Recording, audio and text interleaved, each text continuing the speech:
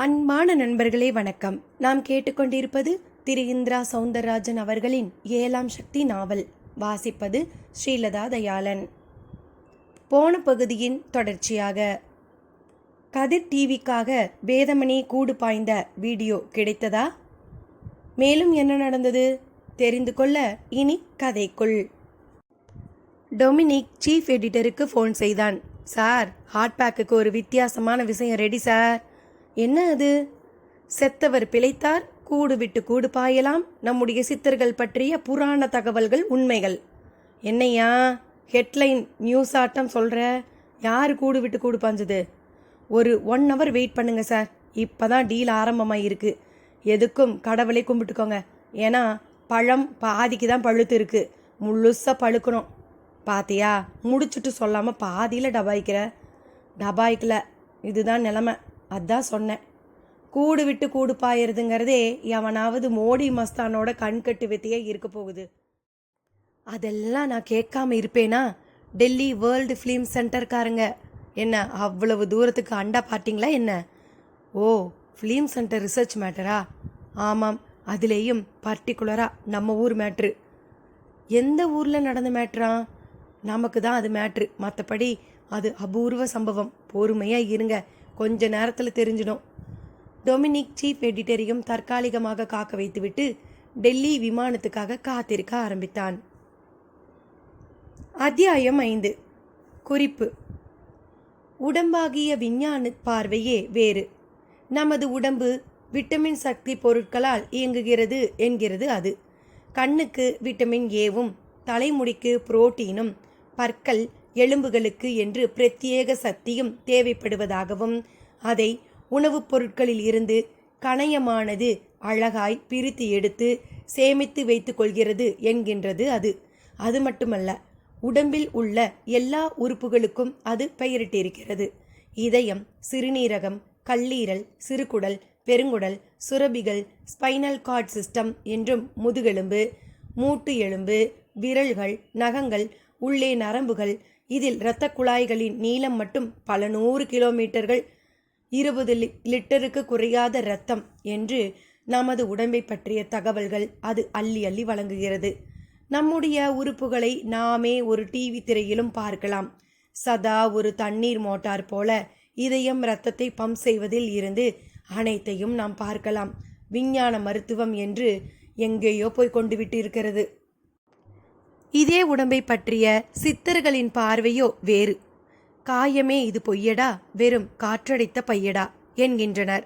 எந்த உணவுப் பொருளும் இன்றி, அதன் விட்டமின் தயவுகளும் இன்றி காற்றை மட்டுமே சுவாசித்து ஜீவிக்கலாம் என்கின்றனர். ஜீவித்தும் காட்டியிருக்கின்றனர். பிராணாயாமம் ஒன்று போதும், காற்றிலே தான் எல்லாம் இருக்கிறது என்கின்றனர் இவர்கள். பௌதீக விதிப்படி உடலானது திடப்பொருளாகும். இது நீரில் மூழ்கிவிடக்கூடியது. மூச்சற்று போன பிறகே இது நீரில் மிதக்கும். ஆனால் அதையே மாற்றி உயிருடன் நீரில் மிதப்பது, அந்தரத்தில் மிதப்பது என்று பல சாகசங்களை இவர்கள் செய்யும்போது விஞ்ஞானம் அதையெல்லாம் தந்திரம் என்று சொல்லி வேடிக்கைதான் பார்க்கிறது. இல்லை இல்லை, இது தந்திரமே இல்லை. மூச்சுதான் உடம்போடு புறத்தில் இருந்து கொள்ளும் தொடர்பு. அதுதான் பிராணன். அந்த பிராணன் உடம்பின் அவ்வளவு நாடிகளிலும் இயங்கியபடி உள்ளது. அதை ஒருமுகமாக கட்டி இதயத்திற்கு இட்டு சென்று அங்குள்ள சூட்சும நாடியை அடைந்து அங்கிருந்து மெல்ல நழுவ கற்றுக்கொள்வதே ஒரு மனிதன் தன் உடலை விட்டு வெளியேறும் செயல்பாடாகும். இதை உணர முதலில் யோகா பயிற்சி புரிய வேண்டும். யோகத்தால் உடம்பு சொற்படி கேட்க தொடங்கும். அப்பொழுது புரியும் என்கிறார்கள் சித்தர்கள். அப்பொழுது மட்டும் புரியுமா? இப்பொழுது ஏன் அது புரியவில்லை? முடியாததாகவே உள்ளதே. இனி கதைக்குள். கொட்டும் அருவிக்குள் சிலை போல நிற்கும் அந்த மனிதரை பார்த்து 4 பேருமே விதிர்த்து விட்டனர். ஒரு வினாடி அவர் உண்மையில் மனிதர்தானா, இல்லை ஏதாவது சிலையா என்றெல்லாம் சந்தேகம் கூட அவர்களுக்கு ஏற்பட்டது. பதறாதீர்கள், நான் மனிதன்தான் என்கின்ற மாதிரி அவரும் கண்களை திறந்தார். அப்படியே வாயை கொப்பளித்தார். பின் விரல்களை வாயினுள் விட்டு பல் விளக்குவது போல ஏதோ செய்தார். அப்படியே கையை முழுவதுமாக விட்டார். முழங்கை முழுவதும் அவர் வயிற்றுக்குள் போய் பார்த்து கொண்டிருந்த அவர்களை ஒரு மிரட்டு மிரட்டியது. அப்படி உள்ளே விட்ட கையை அவர் வெளியே எடுத்தபோது அவரது விரல் நுனியில் ஒரு 1½ அங்குல நீள மீன் ஒன்று இருந்தது. வயிற்றுக்குள் தவறி விழுந்ததை திருப்ப பிடித்து வெளியே விடுவது போல் இருந்தது அவர் செயல். நால்வருக்கும் வந்த நொடியே அவர் ஒரு அசாத்திய மனிதர் என்பது விளங்கிவிட்டது. ரகுவீர் வேகமாக அருவியை விட்டு விலகி ஓடினான். அருவிக்கு வரும் பாதை மேல் ஒரு ஓரமாக நிறுத்தப்பட்டிருந்த அவர்களின் ஜிப்சி ஜீப்பில் இருந்து கேமராவை எடுத்துக்கொண்டு ஈரம் சொட்ட சொட்ட ஓடி வந்தான். மற்ற மூவரும் அவனை பார்த்தபடி அருவிக்கு புறத்தில் நின்று கொண்டிருந்தனர். எங்கடா அந்த ஆளு? அதான் நாங்களே தேடிக்கிட்டு இருக்கோம். எப்படிடா? எப்படின்னா யாருக்கு தெரியும்? ரகுவீர் முகத்தில் திகைப்பு பொங்கி வழிந்தது. கேமரா தோளில் கனத்தது. அது என்ன மாயாஜாலமோ, இன்னும் மலைக்காட்டுக்குள்ளேயே நுழையல, அதுக்குள்ளாரேயே இங்க நடக்கிற எல்லாம் பார்த்தா ஒரே பிரமிப்பா இருக்கு. கண்ணன் முகத்து நீரை வலித்து சொட்ட விட்டபடியே சொன்ன கருத்துக்கு மற்ற மூவரும் கூட மௌனமாக அங்கீகாரம் செய்தனர். அடர்ந்த அந்த மலைக்காட்டை ஒரு பூஜை அறையாக கருதி சாம்பிராணி போட்டது போல மேகக்கூட்டங்கள். அடர்ந்த மருத மரங்களுக்கு நடுவில் இருந்தது அந்த கட்டிடம். வீட்டு முன் காக்கி அரை டிராயரும் ஒரு முழுக்கை பனியனும் தரித்த நிலையில் சென்ட்ரி போலீஸ்காரர் ஒருவர். ஒரு சிறு பெயர் பலகை ஒன்றில் வாலாடி மலை அரசினர் மாளிகை என்று இருந்தது. வெளியே நிற்கும் ஜீப் மற்றும் கார்களை வைத்து பார்க்கும்போது யாரோ மந்திரியோ இல்லை உயர் அதிகாரியோ தங்கியிருக்க வேண்டும் போல் தோன்றியது. அவரை பார்க்க அந்த வனசரகத்து ஃபாரஸ்டரும் ஒரு ஜீப்பில் வந்து குதித்தவராக விறுவிறுவென்று அந்த கட்டிடத்திற்குள் நுழைந்தார். சென்ட்ரி அவரை பார்த்து சல்யூட்டுக்கு மாறியவராக, மினிஸ்டர் வந்திருக்காருங்க என்றான். அதை கேட்டபடியே உள்ளே நுழைந்த ஃபாரஸ்டரும் உள்ளே மினிஸ்டரை பார்த்தபடி பல்லிழிக்க ஆரம்பித்தார். வாயா, நீதான் வடிவேலுங்கிறதா? ஆமாங்க. உட்காரு. இருக்கட்டுங்க. ஆட சும்மா உட்காரியா? அவரும் உட்கார்ந்தார். மந்திரி மட்டும் கால் மேல் கால் போட்டு அதையும் லகுவாக ஆட்டியபடியே பேச்சை வளர்த்திருந்தார். இந்த காட்டுக்கு வந்து எத்தனை வருஷமாகுது? வர்ற அக்டோபர் வந்தா 3 வருஷங்க. 3 வருஷம்தான் ஆகுதா? ஆமாங்க. ஏங்க? இல்லை, இந்த 3 வருஷத்தில் 30 வருஷத்துக்கு சம்பாதிச்சிட்ட மாதிரி கேள்விப்பட்டேன். ஃபாரஸ்டர் முகம் க்ஷணத்தில் மாறியது. மந்திரியும் கொஞ்சம் இடைவெளி விட்டார். சரி, இந்த காட்டை பற்றி கொஞ்சம் சொல்லு கேட்போம். மந்திரி காட்டின் சரித்திரத்தை கேட்க தயாரானார். மொத்தமாக 90 மைல் பரப்பளவுங்க. நடுவில் கரடி மடின்னு ஒரு மலை, அது மட்டும் 4040 அடி உயரம். ஆவரேஜாக 3500 அடி உயரம். வருஷத்தில் 300 சென்டிமீட்டருக்கு மழை பெஞ்சிக்கிட்டு இருந்துச்சு. ஒரு 4-5 வருஷமாக பாதிக்கு தான் பெய்யுது. ஃபாரஸ்டர் கொஞ்சம் இடைவெளி விட்ட மந்திரி முகத்தில் ஒரு கேலி சிரிப்பு, கூடவே குத்தல் பேச்சு. அதான் மரத்தில் பாதியை வெட்டி புட்டிய, மழையும் பாதி தான் பெய்யும். அது சார், அது மேற்கொண்டு சொல்லு.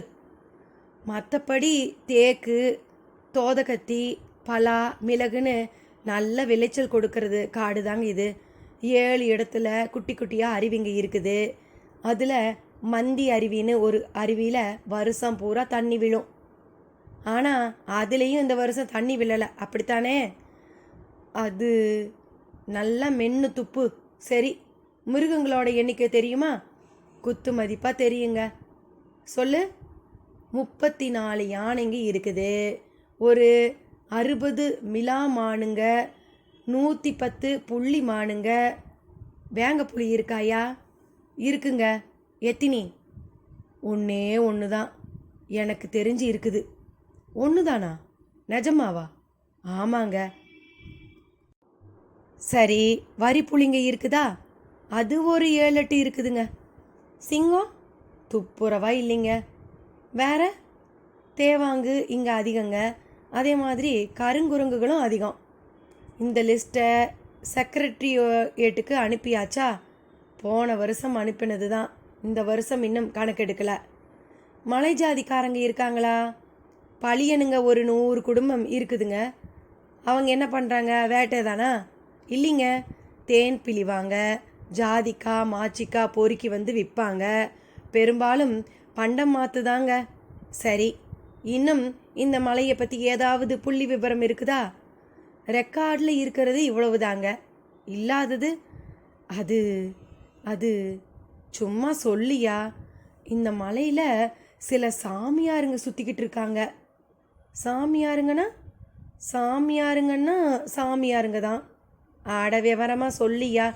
ஜெயிலிருந்து தப்பிச்சு ஓடி வந்த நாய்ங்கள்லாம் இப்போ சாமியார் வேஷம் போடுறது தான் வழக்கம். இவங்க அப்படி இல்லைங்க, நெசமாலுமே சாமியாருங்க. அது எப்படி அவங்க நெசமாக சாமியாருன்னு உனக்கு தெரியும்? சொன்னால் நம்ப மாட்டீங்க. பரவாயில்ல, சும்மா சொல்லு கேட்போம். ஒரு தடவை ஜீப்பில் காட்டை சுற்றி வரும்போது ஜீப் பிரேக் டவுன் ஆயிடுச்சுங்க. அப்போ பார்த்து வரிப்புலி ஒன்று அந்த பக்கமாக வந்து என்னை பார்த்து துரத்த ஆரம்பிச்சிடுச்சு. நானும் உசுரை கையில் பிடிச்சிக்கிட்டு ஓடினேன். அப்பான்னு பார்த்து கையில் துப்பாக்கி வேற இல்லை. பொறவு நல்ல வேலை, அப்போ தான் எதுக்க ஒரு சாமியார் வந்துக்கிட்டு இருந்தார். அவர் மேலே தான் மோதினேன். அவரும் என்ன தாங்கி பிடிச்சாரு. அந்த புலியும் என்னையும் அவரையும் பார்க்கவும் அப்படியே நின்றுடுச்சு. அவர் அதை ஒரு பார்வை தான் பார்த்தாரு, அப்படியே திரும்பி போயிடுச்சு. அதனால் அவர் நெசசாமின்னு முடிவு பண்ணிட்டியா? நான் அப்படித்தான் நினைக்கிறேன். பல மலை ஜாதிக்காரங்களுக்கு சில சாமியாருங்களும் எவ்வளவோ உதவியெல்லாம் பண்ணியிருக்காங்க. ஒரு சமயம் ஒருத்தன் தேன் பிழியும் போது மரத்தில் இருந்து விழுந்து கால் எலும்பு 2 முறிஞ்சு போச்சு. வலி பொறுக்க முடியாமல் கத்தினான். தலையில் வேற அடிபட்டு ரத்தமாக போய்கிட்டு இருக்கு. டாக்டர்கிட்ட கூட்டிகிட்டு போகணும்னா மேலே இருந்து கீழே போக எப்படியும் அரை நாள் ஆயிடும். ஏன்னா முறையான பாதை கிடையாது. அப்புறம் அதையெல்லாம் பார்த்துக்கிட்டு இருந்த ஒரு சாமியார் 10 நிமிஷத்தில் டாக்டர் ஒருத்தரை கூட்டிக்கிட்டு மேலே வந்துட்டாரு. 10 நிமிஷத்துலையா? என்ன கடிகாரம் வச்சு பார்த்துக்கிட்டு இருந்தியா? ஆமாங்க, 10னா 10 நிமிஷம்தாங்க. அந்த டாக்டர் இங்கேயே எங்கேயாவது இருந்திருப்பான். அதாங்க இல்லை, அந்த டாக்டரே நான் எப்படி இவ்வளவு சீக்கிரம் இங்கே வந்தேன்னு தெரியலேனாரு. மந்திரி முகத்தில் உடனேயே சிரிப்பு. அவர் ஃபாரஸ்டர் பேசுவதை துளி கூட நம்பவில்லை என்பது நன்றாக தெரிந்தது. சரி சரி, மேலே சொல்லு. சொல்ல என்ன இருக்குது? இப்படி நிறைய சித்து வேலை செய்கிற சாமியாருங்க நிறைய பேர் இருக்காங்க. அவங்க எப்படி உன்னை மட்டும் மரத்தை வெட்ட விட்டாங்க? ஃபாரஸ்டரிடம் மௌனம். கேட்குறேன்ல, அது அது வந்து எது வந்து? மேலே இருந்து லெட்டரோடு வந்து தான் கேட்டாங்க. நான் கண்டுக்கலை, அவ்வளவுதான். அதுக்கு எவ்வளவு தந்தாங்க? கொடுக்கறத வாங்கிக்கிட்டேன். இவ்வளவுன்னு பிளாக்மெயில் பண்ணலைங்க. அனுப்பினது யார்? நிதி இலாக்காவா வன இலாக்காவா? 2 பேரும் தாங்க. சரி, இப்போ நான் ஒரு உதவி உங்ககிட்ட கேட்க போகிறேன். என்னங்க?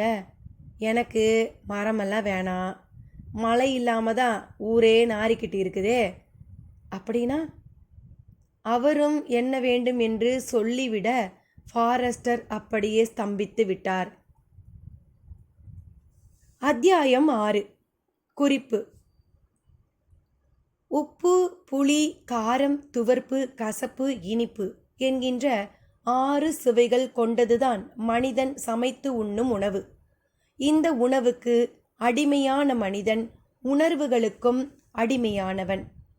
உப்பு ரோச உணர்வை தூண்டுவதில் முக்கிய பங்காற்றுகிறது. புளி பொறாமை உணர்வுக்கு களம் அமைத்து தருகிறது. காரம் கோபத்துக்கு உற்ற துணை. துவர்ப்பு சகிப்புத்தன்மையை கூட்டும். கசப்பு பொறுமையை வளர்க்கும். இனிப்போ கர்வத்தை கொடுக்கும். இந்த உணவுகளின் கலவையால் உடம்பு கட்டுப்படுத்தப்பட்டு மனிதனின் மனம் தன் சக்தியை உணராமல் போய்விடுகிறது.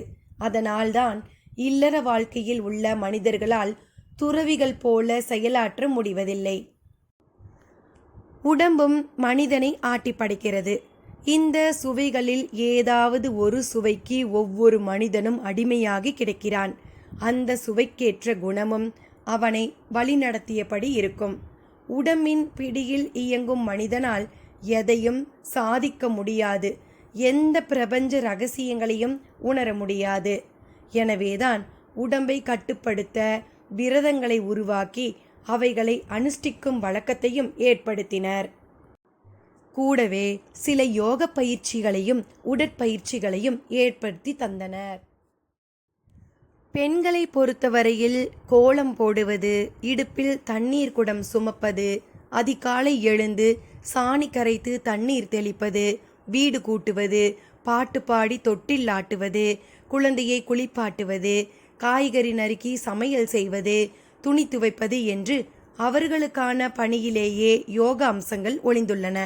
அவை அவர்களை வழிநடத்தவும் செய்கின்றன. ஆண்களுக்கு தனியே யோக பயிற்சிகள் உள்ளன. அவைகளுக்கு உடலை உள்ளாக்கும் போதுதான் உடம்பு என்றால் என்ன என்பதே விளங்கும். அது பஞ்சை போல லேசாகி வானத்தில் மிதப்பது போலெல்லாம் பயிற்சிகளின் இடையில் நாம் உணரலாம். உடம்பை யோக பயிற்சிகளின் போது தான் முழுமையாக உணர முடியும். அப்படி உணரத் தொடங்கிவிட்டால் பல ரகசியங்களும் அப்பொழுது தெரிய வரும். சூரியனை மேகம் மூடியிருந்த மாதிரி மனதை மறைத்திருந்த அறியாமை யோகத்தில் விலகும். உடம்பின் சூரியனாய் சுடர்விடும். அப்பொழுது உடம்பின் நாடிகள் பற்றிய ஞானமெல்லாம் ஏற்படும். உயிரானது உடம்பில் எங்கு எப்படி உள்ளது என்பதிலிருந்து ஒவ்வொன்றும் எவரும் எதையும் எடுத்து கூறாமலே நமக்குள் உதயமாகும். இனி கதைக்குள். சரியாக 6 மணிக்கு அந்த விமானம் சென்னை விமான நிலையத்தை அடைந்தது. அதிலிருந்து இறங்கிய ஒருவர் மூலம் கேசட் டொமினிக்கை அடைந்தது. 6:45க்கு ஸ்டுடியோவுக்குள் வந்து கேசட்டை போட்டு பார்த்தபோது டொமினிக்கால் நம்பவே முடியவில்லை. சரியாக 7:10க்கு சீஃப் எடிட்டரும் கதிர் டிவியின் எம்டியும் வந்து டொமினிக்கை போட்டு காட்டிய அந்த அதிசயத்தை பார்த்தனர். பார்த்து முடித்துவிட்டு, வாட் அ ஒண்டர், இது எப்படி சாத்தியம்? ஏதாவது கேமரா ட்ரிக்கா இல்லை ரியலாவேவா என்றெல்லாம் கேட்டுக்கொண்டனர். சார், இதில் நீங்கள் பார்த்த அந்த பொண்ணு மதுரையில் தான் இருக்கா. அந்த பொண்ணை கண்டுபிடிச்சா உண்மை தெரிஞ்சிட்டு போகுது. நாம் என்ன கண்டுபிடிக்கிறது? நியூஸை ஹாட் பேக் டெலிகாஸ்ட் ஆன பிறகு அந்த பெண்ணை பற்றி தானாக செய்தி வரும் பாருங்க. ஆமாம் சார், நானும் அப்படித்தான் நினைக்கிறேன். இதோ ரைட்டப்பை ரெடி பண்ணிட்டேன், படிக்கட்டுமா sir? Come on come on quick. Chief editor துரிதப்படுத்த எம்டியும் காதை வெடித்துக்கொண்டு செய்தியை கேட்க தயாராக டொமினிக் ஒரு தெரிந்த செய்தி வாசிப்பாளன் போல வாசிக்க ஆரம்பித்தான். வணக்கம். இன்றைய ஹாட் பேக் நிகழ்ச்சியில் ஒரு அதிரடி சம்பவம் இடம்பெறுகிறது. ஆண்டாண்டு காலம் அழுது புரண்டாலும் மாண்டவர் வீழ்வதுண்டோ என்பது கேள்வி. எவ்வளவோ தூரத்திற்கு வளர்ந்துவிட்ட விஞ்ஞானம் கூட இறந்தவர்களை பிழைக்க வைக்க முடியவில்லை என்பதுதான் நிதர்சனம். ஆனால் நம்முடைய இந்து மத நம்பிக்கைப்படி பார்த்தால் பல புராண கதைகளில் எவ்வளவோ பேர் இறந்துவிட்ட நிலையில் மீண்டும் பிழைத்திருக்கிறார்கள். அவைகள் புனைக்கதைகள், படிப்பதற்கு சுலபமானவை என்றுதான் கருதி வந்தோம். ஆனால் கதையல்ல, உண்மைதான் என்பது போல ஓர் அதிசய சம்பவம் மதுரை மயானம் ஒன்றில் நடைபெற்றுள்ளது. புது டெல்லியில் உள்ள உலக அதிசய சம்பவங்களை படமாக்கி விநியோகிக்கும் ஒரு அமைப்பின் சார்பில் மயானம் என்பது பயந்து நடுங்க வேண்டிய இடமல்ல, அங்கே பேய் பிசாசு போன்றவைகள் நடமாடுவதாக காட்டுவது பொய் என்பதனை நிரூபிப்பதற்காக 4 இளைஞர்கள் ஒன்று கூடி அந்த மயானத்திற்கு சென்று ஒரு நாள் முழுவதும் தங்கியிருந்து அங்கே நடைபெற்ற பிணம் எரிப்பு மற்றும் சடங்குகளை படம் பிடித்துள்ளனர். அப்பொழுதுதான் ஒரு புதைக்கப்பட்ட விபத்துக்குள்ளான பிணம் ஒன்றை ஒருவர் ஆக்கிரமித்து எழுப்பிய அதிசய சம்பவம் நடைபெற்றுள்ளது. இந்த சம்பவம் நடைபெற்ற போது அங்கு ஒரு சிறுமியும் அவருடன் இருவரும் இருந்துள்ளனர். கூடு விட்டு கூடு பாய்ந்த நிலையில் இருக்கும் நீ இந்த ரகசியம் பற்றி யாரிடமும் பேசக்கூடாது என்று கூறியதையும் கேட்க முடிகிறது. அதை வைத்து பார்க்கும்போது இது ஒரு கூடு விட்டு கூடு பாய்ந்த சம்பவம் என்று தெரிய வருகிறது. அரிய இந்த காட்சியை மிகுந்த சிரமத்திற்கு இடையில் நேயர்களுக்கென ஒளிபரப்புகிறோம்.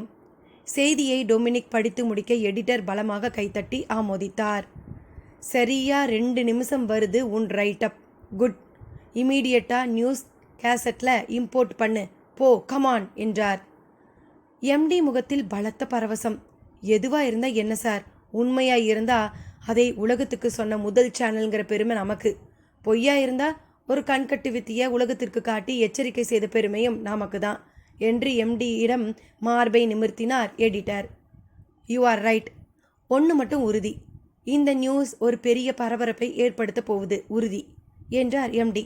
அப்படித்தான் ஆனது.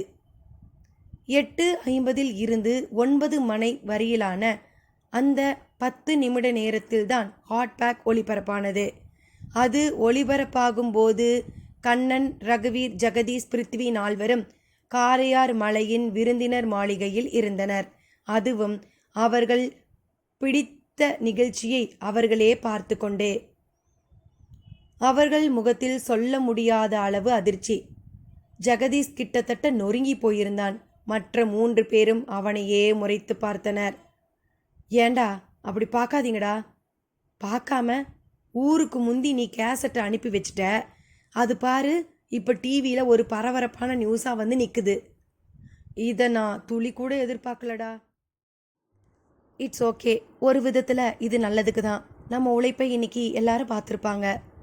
உழைப்பை விடுடா, இன்னைக்கு இதுக்குன்னு ஒரு வேலை கிடச்சிருக்குமே, அது போச்சே. எங்கேயும் போகலை. 5 கோடி கேட்டு டிவியை கோட்டுக்கு இழுப்போம், போதுமா? Good idea. சேம் டைம் இந்த காட்டுக்குள்ளே அந்த வித்தை தெரிஞ்ச சாமியாரை சந்தித்து அது எப்படிங்கிறதையும் ஷூட் பண்ணிடலாம். அப்படி பண்ணினதை உலக அளவில் சேல் பண்ணுவோம். நாம் சொல்கிறது தான் விலை. $1 மில்லியன் போகுமா? ஆசையை பாரு. முதல்ல அந்த சாமியாரை தேடுவோம், கண்டுபிடிப்போம். என்ன? ஆமாம், நாம் முந்தணும். இந்த நியூஸை பார்த்துட்டு நாளையிலிருந்து எத்தனை பேர் இந்த காட்டுக்கு வரப்போகிறாங்களோ அது வேற. உண்மைதான், முந்தணும், வேகமாக முந்தணும், இல்லைன்னா அவ்வளவுதான். ரகுவீர் சொல்லிக்கொண்டே ஒரு சிகரெட்டை பற்ற வைத்தான். புகை சற்று வெளியே செல்லட்டும் என்பதற்காக ஜன்னல் கதவை திறந்தான். பகீர் என்றது. ஜன்னலுக்கு அப்பால் அவர்களையே பார்த்து கொண்டு அந்த தாடிக்கார மனிதர், பகல் பொழுதில் தொழிலதிபர் முதல் எல்லோருக்கும் தண்ணி காண்பித்தவர், ஆடாமல் அசையாமல் ஒரு சிலை போல நின்று கொண்டு அவர் பார்க்கும் விதமே படுபயங்கரமாக இருந்தது. ஜெகதீஷ், கண்ணா, பிருத்வி, அலறினான் ரகுவீர். மற்ற 3 ஓடி வந்து ரகுவீரை போலவே ஜன்னல் வழியாக பார்த்தனர். பக்கென்றது.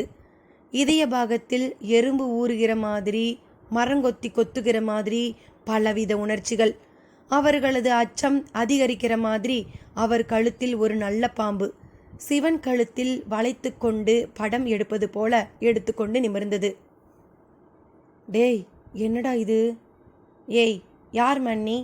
எதுக்கு இப்படி இந்த ராத்திரியில் வந்து எங்களை பார்த்துக்கிட்டு இருக்க? அவரிடம் பதில் இல்லை. அவர்களோ அச்சம் அதிகரிக்க நின்று கொண்டிருந்தனர். ரகுவீர் பட்டென்று ஜன்னல் கதவை மூடினான்.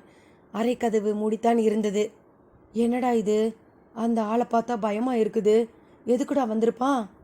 கழுத்தில் வேற பாம்பு. நிச்சயம் அந்த நபர் இந்த மலையில் இருக்கிற சித்தர்களில் ஒருத்தராக தான் இருக்கணும்.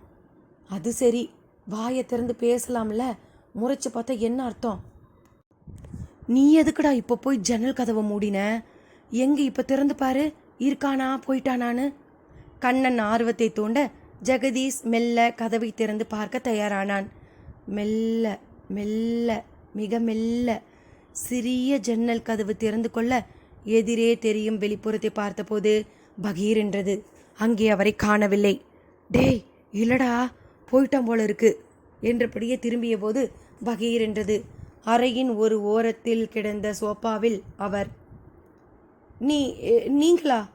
அவரிடம் இமைகள் அசைத்து ஆமோதித்தது. எப்படி உள்ள வந்தீங்க? பதிலுக்கு ஒரு ஏளன சிரிப்பு. இப்படி வாயை திறந்து பேசாமல் அழிச்சாட்டியம் பண்ணினா எப்படி? என்ன பேசணும்? அவர் மெல்ல இதழ்களை பிரித்தார். அவாடா, பேசிட்டீங்க. ஆமாம், உங்கள் கழுத்தில் ஒரு பாம்பு இருந்ததே, அது எங்க? கண்ணன் பயத்துடன் கேட்ட அந்த கேள்விக்கு பதிலாக அவர் அண்ணாந்து கூரையை பார்த்தார். அதில் ஒரு இடத்தில் படுத்தபடி தலையை மட்டும் உயர்த்தி பார்த்தபடி அந்த பாம்பு. அவர்கள் 4 பேரும் ஒரு க்ஷணம் உறைந்து போனார்கள். நீங்கள் எப்படி உள்ளே வந்தீங்க? ரகுவீர் திணறலோடு கேட்டான். உள்ள வெளியே எல்லாம் உங்களுக்கு தான். எனக்கு எல்லா இடமும் ஒன்று தான். அதான் எப்படி? வாசனை எப்படி எல்லா இடத்துலையும் பரவுது அப்படி. அது காற்றுல கலந்து பரவுது. அப்போ நீங்களும் காற்றுல கலந்து? ஜெகதீஷுக்கு முழுவதுமாக சொல்ல தெரியவில்லை. அவரோ ஆமாம், அப்படித்தான். காத்து தான் எல்லாத்துக்கும் மூலம் என்றார். அப்போ நீங்கள் சித்தரா? சொல்லலாம். சித்தர்னா என்ன அர்த்தம்? சித்தம்னா எண்ணம்னு ஒரு பொருள். அதாவது எண்ணங்களைப் போல வாழ்பவர்கள் அப்படின்னு ஒரு பொருள். சித்துங்கிற மாய வேலை செய்யறவங்கன்னு ஒரு பொருள் உண்டு. ஆனால் உங்களை பார்த்தா அப்படி தெரியலையே. எப்படி தெரியணும்? சினிமாவில் வர மாதிரி தாடி, மீசை, காவி, நெற்றியில் பட்டை, கழுத்தில் கொட்டை இதெல்லாம் ஏதும் இல்லையே. வெறும் தாடி மீசையோடு தானே இருக்கீங்க. பதிலுக்கு சிரித்தார் அவர். உங்கள் பேர்? மந்தி சித்தர்னு சொல்லுவாங்க. வேடிக்கையான பேராக இருக்குதே. அர்த்தமுள்ள பேரும் கூட. மந்தி எப்படி ஒரு இடத்துல இருந்து இன்னொரு இடத்துக்கு தாவுமோ அப்படி இப்போ நானும் தாவி இங்கே வந்ததை பார்த்துருப்பீங்களே. ஓ, காரண பெயரா இருக்கலாம். ஆமாம், ஏன் எங்களை அருவியில் பார்த்துட்டு மறைஞ்சு போனீங்க? அதான் இப்போ நானே தேடிக்கிட்டு வந்துட்டேனே. அப்போ எங்களை பற்றி உங்களுக்கு தெரியுமா? ஏதோ கொஞ்சம். யார் சொன்னாங்க? யாரும் சொல்ல வேண்டாம், பார்த்தா போதாதா? அது எப்படி பார்த்தே ஒருத்தரை பற்றி தெரிஞ்சுக்க முடியும்? யோகம் பழகுங்க, எல்லாம் தெரிய வரும். சரி, எங்களை பற்றி உங்களுக்கு என்ன தெரியும்? விளையாட்டு பிள்ளைங்க, விஞ்ஞான நம்பிக்கை அதிகம், புலன்களை நம்புகிற அளவு புவனத்தை நம்பாதவங்க. அப்படின்னா எதையும் கண்ணால் பார்த்து, காதால் கேட்டு, வாயால் பேசி, தீர அலசி ஆராய்ஞ்சி, நிறைய சந்தேகப்பட்டு அப்புறம் நம்புகிற ஜாதி. ரொம்ப சரி, ரொம்ப சரி. ஆனால் எங்களாலேயே எங்கள் அறிவை கொண்டு எவ்வளவு யோசிச்சும் புரிஞ்சிக்க முடியாத ஒரு விஷயம் இருக்குது. அதை நாங்கள் தெரியும். திருட்டுத்தனமாக படம் எடுத்தீங்க. உங்ககிட்ட இருந்து இன்னொருத்தன் அதை திருடிட்டான். இப்போ இந்த நொடி ஊர் பூரா அது பற்றி தான் பேச்சு. ஆமாம், நாங்கள் அந்த சுடுகாட்டில் பார்த்த காட்சி எந்த அளவு உண்மைன்னு எங்களுக்கு தெரியலை.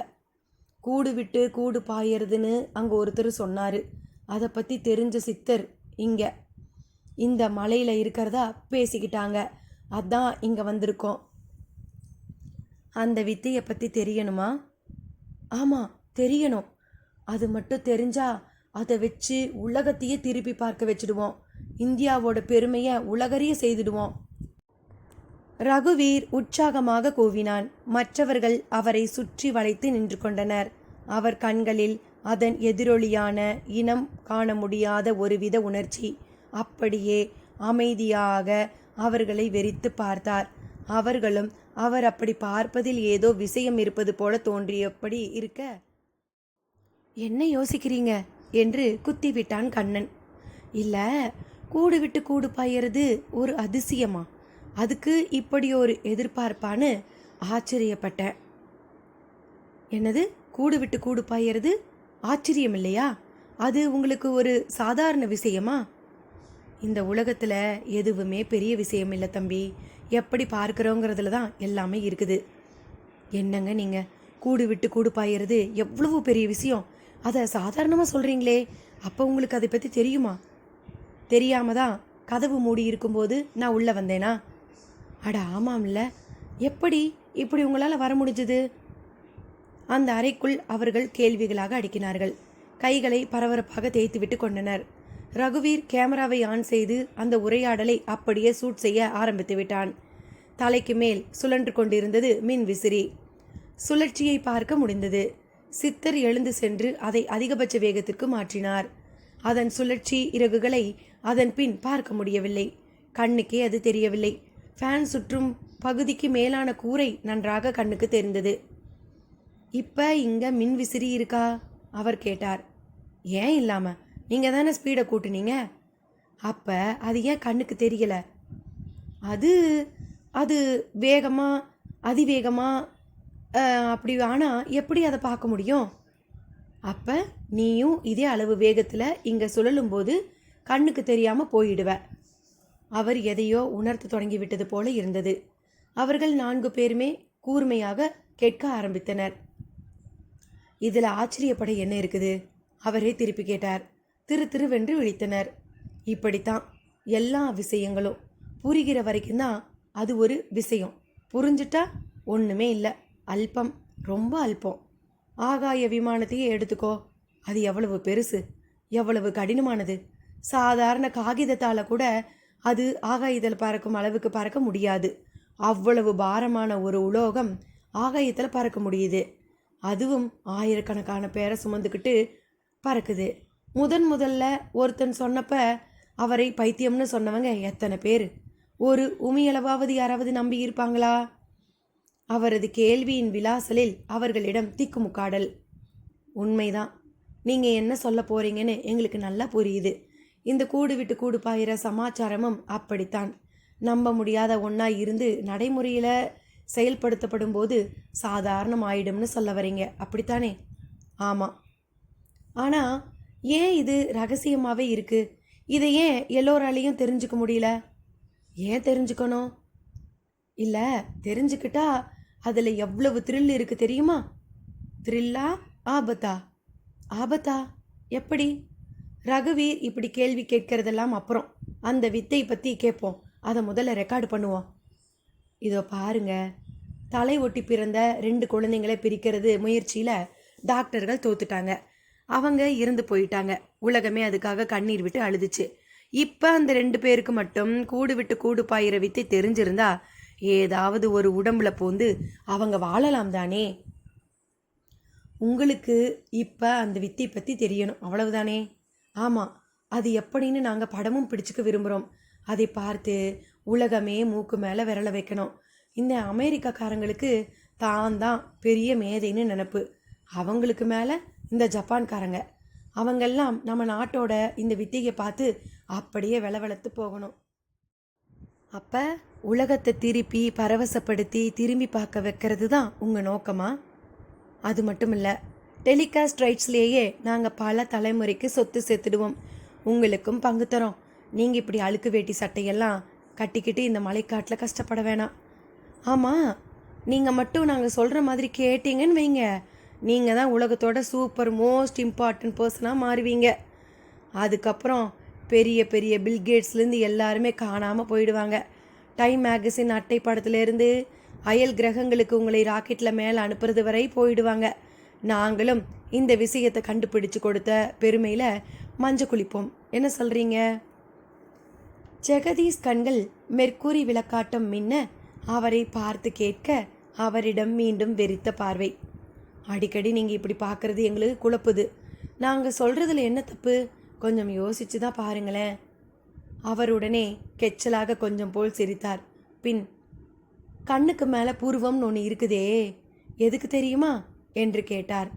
அவர்களிடம் உடனே குழப்பம், கொஞ்சம் ஆத்திரமும் கூட. நாங்கள் ஒன்று கேட்டால் நீங்கள் ஒன்று சொல்கிறீங்களே. என் கேள்விக்கு முதல்ல பதில் சொல்லுங்க. தெரியல. சரி, பூர்வம் இல்லைன்னா முகம் நல்லா இருக்குமா? அதையெல்லாம் யோசிச்சே பார்த்ததில்ல. சரி, கண்ணுக்கு எதுக்கு இமை, கைக்கு எதுக்கு நகம், தலைக்கு எதுக்கு முடி? எல்லாம் ஒரு சேஃப்டி பர்பஸுக்கு தான். இது என்ன கேள்வி? இதெல்லாம் மாறி இருந்தால் நல்லா இருக்குமா? ஐயையோ, நீங்கள் எங்கள் கேள்விக்கு வாங்க சாமி. உங்கள் கேள்விக்கு தான் வரேன். அட்டமா சித்துங்கிறது ஒன்றும் பெரிய விஷயம் கிடையாது. யாருக்கு?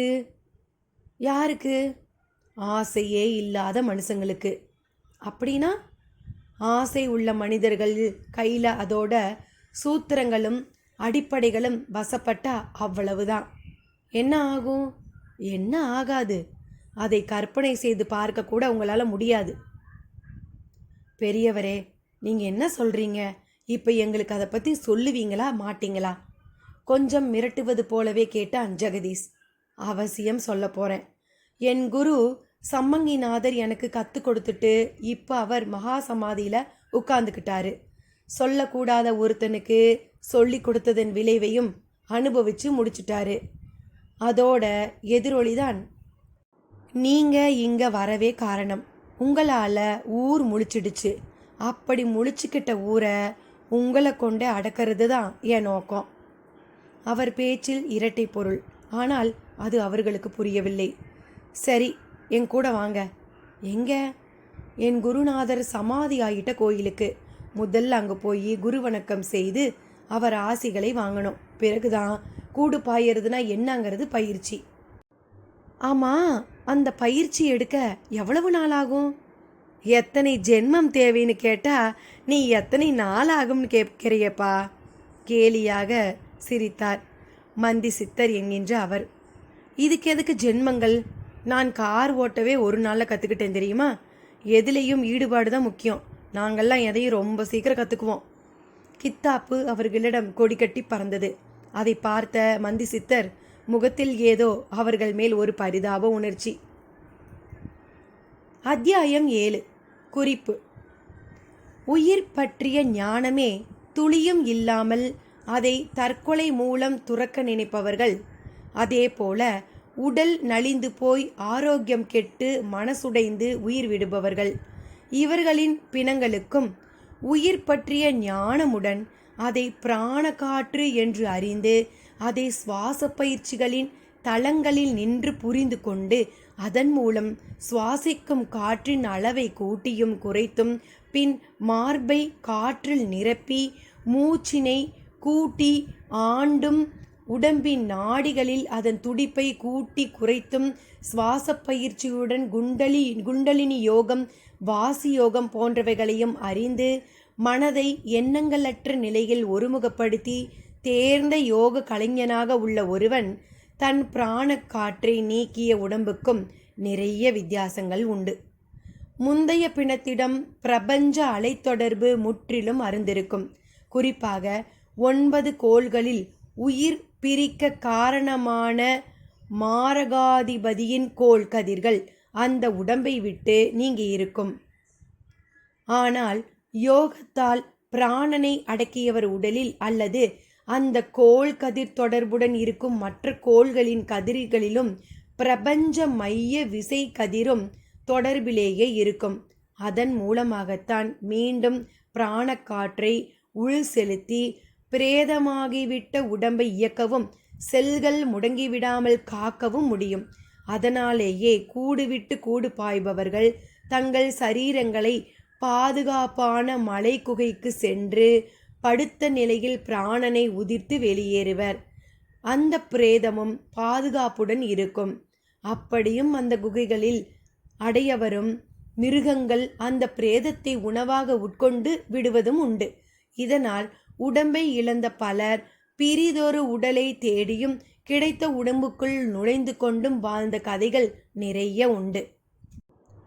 ஆதிசங்கரரே மரணம் பற்றி அறிய சமணா ஒருத்தியின் இறந்துவிட்ட கணவன் உடம்பில் புகுந்து அந்த பெண்ணுடன் கலந்து காமப்பற்றி அறிந்து பின் உடம்பை உதிர்த்து ஆத்மாவை வெளியேற்றி திரும்பவும் தனது உடலில் புகுந்து கொண்டு மறுநாள் நிகழ்ந்த வாதப்போரில் காமம் பற்றியும் இல்லறம் பற்றியும் ஆதிசங்கர் அனுபவித்தறிந்தவர் போல பேசி அந்த பெண்ணை வென்றதாக கதைகள் கூறுகின்றன. யோகம் அறிந்தவருக்கு, குறிப்பாக அட்டமா சித்துகளை அறிந்தவருக்கு கூடு பாய்தல் என்பது ஒரு சாதாரண உடல் சார்ந்த பயிற்சி வித்தை மட்டுமே. இனி கதைக்குள். அந்த வன இலாகா அலுவலகத்தின் முன் ஜீப் காத்து கொண்டிருந்தது. வெளியே சென்ட்ரியின் காவல். அவன் யாரையோ எதிர்பார்த்து காத்து கொண்டிருந்தான். அதற்கு ஏற்ப நன்கு கட்டை குட்டையாய் ஒருவனும் ஒரு மலைப்பளியனும் கருப்பு போர்வைக்குள் தங்கள் உடம்பை மூடி தலைப்பாகையெல்லாம் தரித்த நிலையில் அந்த அலுவலகம் நோக்கி வந்து கொண்டிருந்தனர். நிதானமான நடை, ஒரு சேர நடந்து வரும் தோரணையிலேயே ஒருவித அழுத்தம். அமைதியான மலைக்காட்டில் அந்த மண்பாதையில் அவர்கள் வரும் விதமே அலாதியாக இருந்தது. யாராவது பார்த்தால் அச்சம் கொள்ளும் விதத்தில் இருந்தது. அவர்களை பார்க்கவும் சென்ட்ரி உள்ளே ஓடினான். சீட்டில் அமர்ந்திருக்கும் ஃபாரஸ்டரிடம், சார், காலப்பனோ கந்தையனோ வந்துகிட்டு இருக்காங்க என்றான். அவர் உடனே நிமிர்ந்தார், பரபரப்பானார். அவர்களும் உள்ளே நுழைந்தனர். பணிவான ஃபாரஸ்டருக்கு வணக்கம் சொல்லிவிட்டு வாயை திறந்தனர். கூப்பிட்டுட்டு விட்டீங்களாமே? ஆமாம், முக்கியமான விஷயம். என்ன, நாங்கள் இந்த மலைக்காட்டில் ஒளிஞ்சிருக்கிறத போலீஸுக்கு சொல்லிட்டீங்களா? அந்த இருவரில் பழியனான காலப்பன் தான் அப்படி கேட்டான். அதெல்லாம் இல்லை காலப்பா, நான் இந்த காட்டில் இருக்கிற வரை உன் மேலே யாரும் கை வைக்க முடியாது. அதை நீ நல்லா ஞாபகம் வச்சுக்கோ. அப்படின்னா இப்போ அவசரமான இந்த கூப்பிட்டு அனுப்பியதற்கு காரணம் என்ன? இருக்கு. மந்திரி மகா குருசாமி நேற்று வந்திருந்தார். தெரியும், அதான் 5-6 முயல் 2 பன்னின்னு உங்கள் டிபார்ட்மெண்ட்டே துப்பாக்கியும் கையுமா அலைஞ்சிச்சே. பரவாயில்லையே, எல்லாம் தெரிஞ்சு வச்சிருக்கியே. இந்த காட்டு மேலே எப்பவும் எங்களுக்கு கண் உண்டு, தெரிஞ்சுக்கோங்க.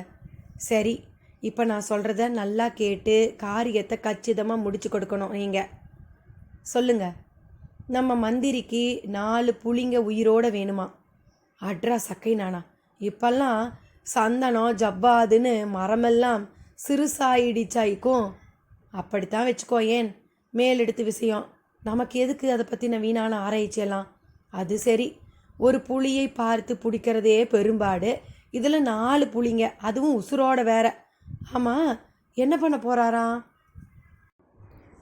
ஏதோ யாகம் பண்ண போகிறாராம். அதுக்கு தான். யாகத்துக்கு எதுக்கு புலி? அதெல்லாம் தெரியாது. மேலெடுத்து விஷயம்னு சொன்னேன்ல, ரொம்ப நோண்டாத. சரி, எங்களுக்கு என்ன தருவாராம்? போலி பாஸ்போர்ட் வீசாவில் நீங்கள் விரும்புகிற நாட்டுக்கு உங்களை அனுப்பி வைப்பார். அங்கே நீங்கள் ஜென்ம தண்டனை கைதியாக இல்லாமல் சுதந்திர பறவையாக சுற்றி வரலாம். நம்பலாமா? நான் உறுதி தரேன். இருவரும் ஒருவர் முகத்தை ஒருவர் பார்த்து கொண்டனர். மேலும் என்ன நடந்தது? தொடர்ச்சியை அடுத்த பகுதியில் பார்க்கலாம். நன்றி நண்பர்களே.